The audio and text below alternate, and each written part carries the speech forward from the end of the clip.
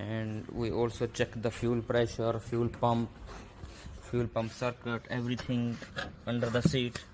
It's fine. All the fuses under the steering, it's fine. And after diagnosing so many hours, we found the problem. The problem was the sensor. There is a sensor under the intake. If you take your hand under the intake, you will feel a grip in the injector line.